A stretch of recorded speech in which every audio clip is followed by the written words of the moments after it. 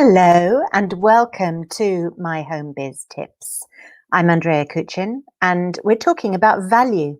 We've been talking about value for a long time actually, because I went to an event where somebody talked about value and I talked about value. And then while I was talking about value, and it was the value of knowing what your customers want so that you can provide them with what they actually need you to provide them with, and also actually giving them value. In other words, what are your customers' value? What do they need from you? What is it that they actually coming to you for?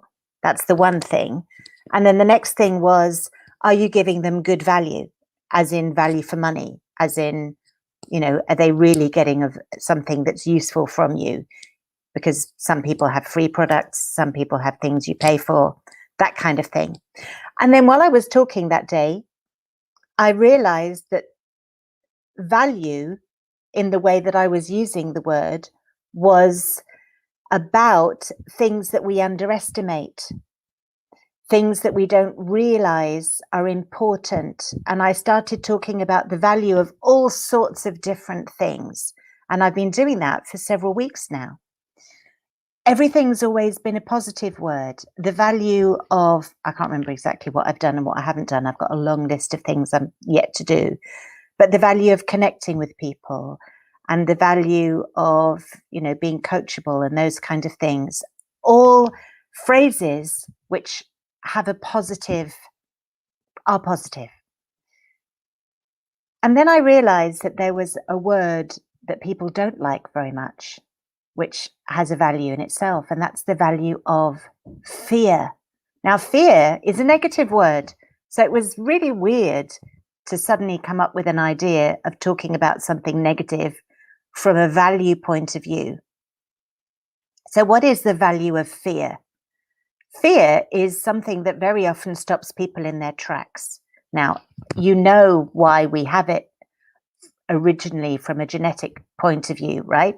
We have it so that we don't do dumb stuff and end up dead, right? So that when there's a forest fire, we run. Or, when we see a brand new berry, we might think about it before we stick it in our mouths in case it kills us. That kind of thing, going back to our origins. But fear is still there, very real. And a lot of the people I talk to, a lot of the people that I'm coaching, don't want it. They don't want to be frightened of anything. They don't want to feel fear. They're trying to get rid of it. Well, that's a game you can give up right now, because you will never get rid of your fear. The best actors in the world, especially the ones who actually work on the stage rather than in movies, they are as frightened about stepping out onto the stage those few minutes before the curtain opens as they were the first day. They often talk about it, how they still feel frightened, nervous, apprehensive. Basically, it's fear, because they're afraid of making a mistake, forgetting their lines, or slipping and falling on the stage or something like that. So they're afraid too. So it doesn't matter how long you've been doing something, or how professional you are at it, or how great you are at it. None of these things matter. You will still occasionally be frightened. So don't think about getting rid of it. Look at it from a different point of view. What is this feeling I have in my stomach, which you can give a different name to? You can call it a warning sign rather than calling it fear. What is this telling me? Because again, the two things that business owners seem to be most afraid of are the two things that they absolutely must do to grow their business. Well, one of them is. One of them, and I think this is absolutely across the board, apparently the biggest thing that people are frightened of is speaking in public. Business owners, to some degree, have to speak in public, but not necessarily. So that isn't actually something that's essential. It's useful. It's useful to do videos and do presentations and go to networking groups and speak to small groups of people. I mean, some of the groups of people that I speak to in my networking, I get a minute or something to talk, or 2 minutes to talk to a group of 5 people. But you can tell who's frightened of that and who isn't. So don't be frightened of it, because it's something you need to do. And even if you are frightened every single time you do it, it doesn't matter, because it'll get easier. With practice, it'll get easier. The second thing that people in business tend to be very, very frightened of, and I know that sounds like spiders or something. I know it sounds like a weird way of expressing it. Nervous about, apprehensive about, unwilling to do. Basically, it's a fear somewhere, is following up, because people are afraid of being rejected. They're afraid of somebody saying, "Why are you calling me? I'm not interested in your product," or whatever it is that you've got. They're afraid of that happening to them. And that's fair enough. It's not nice to have people say that to you. But in all my years of working, and I'm talking about a long time ago, not just the 10 years that I've been in the States working in a selling capacity, I'm talking about years back. And it happens in relationships too. We are afraid of rejection. We don't want somebody to say, "No, thank you," or "I don't want it," or "Go away and leave me alone." Now, people don't actually say that. They don't actually say, "Go away and leave me alone," or "I'm not interested." People are usually kind, and they find a way of saying no in a really nice way. Like, "That isn't something I'm looking at the moment," or, "No, thank you," which is actually quite kind. So you shouldn't worry about that. You shouldn't worry about the fact that people will occasionally not be interested in what you've got to offer. When you're following up, you just have to keep going. And it is to some degree a numbers game, because obviously the more people you're following up with, the more success you're going to have, but the more people are going to say no. Fair enough. Obviously, we're not worried about the no's. And they're not no's really either. You can view them as being just not right nows. Okay? Don't let fear stop you from doing the most important thing you can do in your business, which is following up. Because wherever you met somebody, however you were connected to somebody, them making a purchase the first time they hear about you is relatively rare. So there has to be some kind of follow-up. Now, it's not always done in person, but it is sometimes done in person. I've come across a term recently that I rather like in relation to following up with people. It's called nurturing them. So you have a nurturing program in place, or a nurturing sequence. And it can include emails, and it can include text messages, and it can include greeting cards and phone calls. And anything else you can think of, actually, connecting on Facebook, commenting on their comments. You're nurturing a relationship, right? So if you think of it in terms of nurturing a relationship rather than trying to make a sale, it might not be so frightening. Okay, so this isn't a conversation about follow-up. Follow-up will be one of my conversations. This is a conversation about fear. This is a conversation about listening to that little voice inside you that's going, "No, no, no, we don't want to do this right now," and not letting it stop you. Doing it anyway. In fact, there's a book with that exact name that was written possibly sometime in the late 80s or early 90s, so quite some time ago, by a lady whose name I think is Susan Jeffers. And the book is called Feel the Fear and Do It Anyway. Because she knows, and this may be where I originally learnt it, that you'll never get rid of being afraid of things. It'll never go away. You have a new job starting Monday. You're frightened of actually appearing in the office. You're nervous about it. Or you're going for an interview. You're nervous about it. Or you're doing something new, something different, something for the first time. You are nervous about it. And really and truly, all those feelings come down to the fact that you're afraid of failing, or you're afraid of something going wrong. You get a brand new car and suddenly you're really cautious about driving it because you're afraid of messing it up because it's a brand new car. Even if it's only new to you, even if it isn't actually a brand new car straight from the factory, but even if you've only just bought it, you're more nervous about messing it up because you're afraid of messing it up. So you become much more cautious. That's totally okay. Be cautious, but don't let it stop you. Don't ever let that uncomfortable feeling that you get stop you. So I can't think of anything else right now that would be something you'd be frightened of that would actually stop you going to a networking group. Okay. Now, networking has become so easy now because you do it all on Zoom, right? So join a group, find a group of business people and join it. And then what sometimes happens is if you have a large crowd, say, I don't know, 15, 20, 30 people. I belong to networking groups where there are, a couple of hundred people sometimes. Usually they split into groups, and then sometimes you connect just within that group.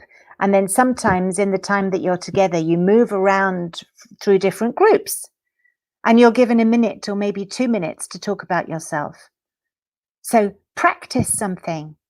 Now, when you're doing this on Zoom, you can even have it in front of you on the screen and just read it off. It doesn't matter as long as you do it. Okay? You may still feel nervous. You might be all hot and sweaty. Nobody knows because you're sitting in your own place, right? You're in your own office or your own, wherever it is that, on your patio or on your balcony or on your, office space you rent somewhere or sitting on the sofa at home. It doesn't matter. Nobody can see you. So nobody knows. I mean, they can see your face, but nobody knows what you're going through, right? You appear confident. So you can just write it down and read it off.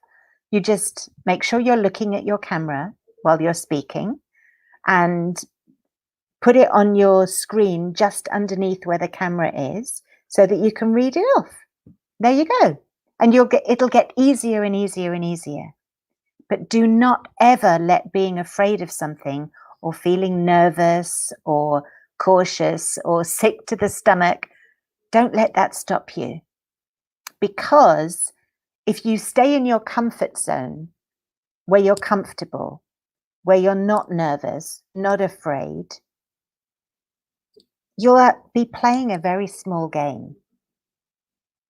Success, the magic, is not from sitting in your comfort zone. In fact, there's a meme that I've seen all over social media for years, which is it's like two little circles. And one of them says your comfort zone. And then there's an arrow and there's another circle. This is where the magic happens, right? Not in your comfort zone, outside your comfort zone, right? So if you're going to let fear stop you, it is going to hold you back in ways that you absolutely cannot imagine. Now, I'm not suggesting you do stupid things. I'm really not. There are things that you'll be frightened about and you'll think, yeah, maybe I really shouldn't be doing this. Maybe I really shouldn't. I don't know. I can't think of anything in terms of business that would be that frightening that actually could be detrimental. Maybe I shouldn't film myself jumping off a high building, or maybe I shouldn't film myself making that cake recipe the first time I've ever made it and do it live or something like that. Yeah, maybe you shouldn't. Maybe you should practice it several times first with a camera on, record it, see how it looks. Then when you feel confident, you can go live with it. I'm not saying don't listen to the voice that says this might not be a good idea. I'm not saying don't listen to your fears. I'm saying don't let them stop you. Don't let them stop you, right? So if you're frightened of joining a networking group because you think you can't do it for whatever reason, join one anyway and get on with it. You'll connect with people. You might even sell stuff to someone, right? That'll build your confidence. Also, bear in mind that everyone else in the group probably feels the same way you do, or at least similar to the way that you feel, right? They're not, they're not superheroes. They're not unafraid. Everybody's afraid. Everybody gets nervous. All the other people in that networking group have some level of nervousness and discomfort at some point with something.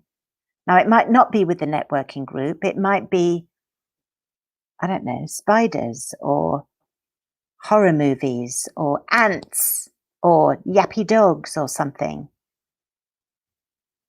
It doesn't matter. They've all got something. So if you're sitting there thinking, oh, I'm too nervous to do this, just think that everyone else feels nervous too. And they are kind. Most people are kind. So if you did make a mistake, if you did say something wrong, if you did hesitate, stutter, no one's going to laugh because they understand.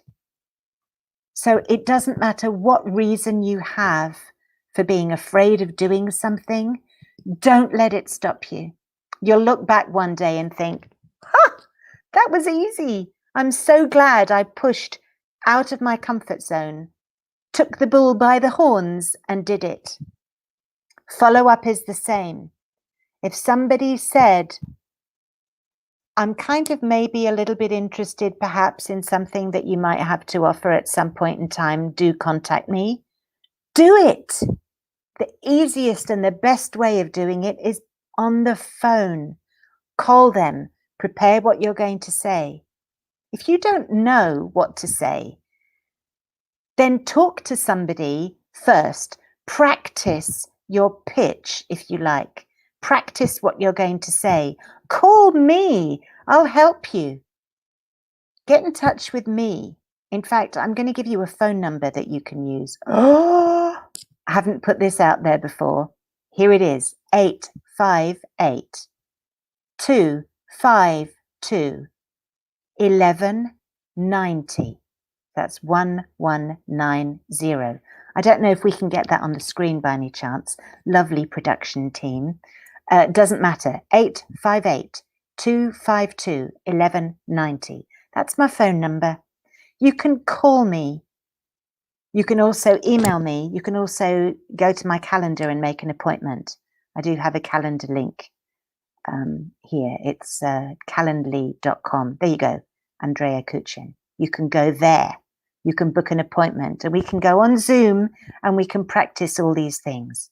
We can figure out the right wording so that you come across sounding like the true professional that you really are, whether you're doing networking, whether you're doing follow-up.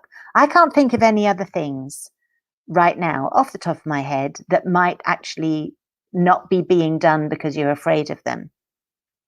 There are things that aren't always done because they're inconvenient. You know, maybe writing could come under those categories, but I don't think that's a fear necessarily. But then that's me. It might be for someone else. So whatever it is, if you want help and support, you want to practice something, you want to go through what wording to use, you need a sounding board, pick up the phone, give me a call, or send me an email, Andrea at myhomebiz.tips. There's the phone number. Yes, I love you guys. There's the phone number. You can call that, or you can email me, Andrea at myhomebiz.tips. And I'm really happy to help. This is what I'm here for, to help you. Doesn't mean to say that I'm going to sell you on working with me for the rest of your life and pay me thousands of dollars. No, I'm here to help you. I will help you for nothing. Not a problem. Okay? That's it. That's all I have to say today. Do not let being afraid of something, however that fear manifests itself, nervousness or, I don't know, lacking of confidence or whatever it is, when you drill down, it's actually fear. You're afraid of mucking it up, failing, falling flat on your face, people laughing at you. It's basically fear. So however that manifests itself in your life, the chances are it is stopping you dead from doing some of the most important things that you could be doing, like reaching out to people, making sales, earning money, networking, following up, a part of that. Just don't let it stop you. Know it's there, acknowledge it, ask it what it's trying to tell you, then ignore it, because the magic doesn't happen here in your comfort zone. It happens up here. That's where you become a roaring success. And that I really want to see. So that's it. It's Tuesday. I'm in San Diego again. I was away. I'm in San Diego again. My first few days back were a little odd, but now the sun is shining. And here I am, waiting for you to reach out if you need help. That's it. That's the value of fear. I will see you again, same time next week. Take care. Bye-bye.